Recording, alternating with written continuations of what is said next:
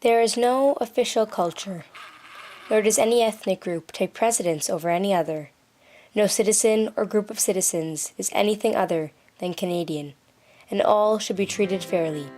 Pierre Trudeau, 1977. What is South Asian?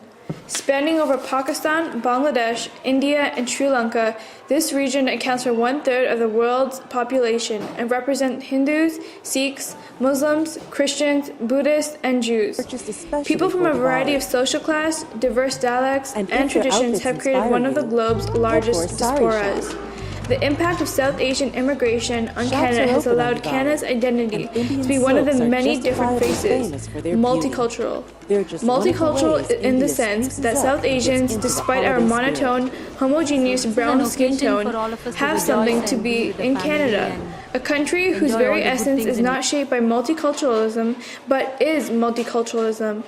Canada is the exact idea of a global village encompassing all people and embracing South Asians who have come to Canada seeking opportunity, education, and dreams, sometimes tangible, sometimes opposite. In 2001, Canada had 20.6% of the total population of foreign-born citizens, 1,165,145. About 3.48% of these represented in the largest visible minority in Canada, the South Asian community. The ceaseless flow of the rivers fascinated many South Asians. The smooth, silent movement of the water made them feel at home, for the Fraser Valley was much like the Ganges, gliding through the plains of Varanasi. It was much easier to become intimate with the river than with the unknown people in a strange country. Rivers, water, journeys, and a sense of home bind all immigrants to writing the story of Canada.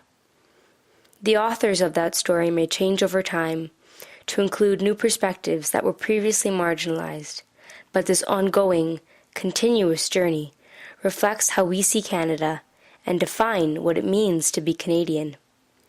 One of the benefits of retelling the story of the Kamagata Maru is that it allows to build upon the work of previous generations to make sense of one of the most symbolic moments in Canadian history. The story of the Kamagata Maru resonates beyond 1914, linking to freedom movements in India and the right to vote for South Asians in Canada. It addresses how we build communities, understand official multiculturalism, how we remember our past and develop multiple connections. This helps to create a multi-layered look at our history, while also communicating the lived realities of South Asian Canadians and those striving to be Canadian almost 100 years ago. It is here that our journey begins, the travel crossing over 11,618 kilometers between the South Asian subcontinent and a vast country called Canada. The majority of immigrants of South Asian origin arrived in Canada relatively recent. In 2001, 53% of immigrants of South Asian origin had arrived in the previous decade, while another 22% came to Canada between 1981 and 1990.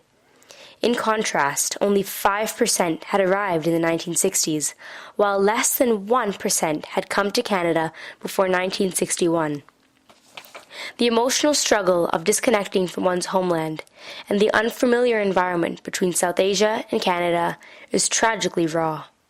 It is here that Canada meets Canada, and an unfathomable fusion occurs between two places linked by only one similarity: the people of South Asia who have migrated so far from home to find home elsewhere.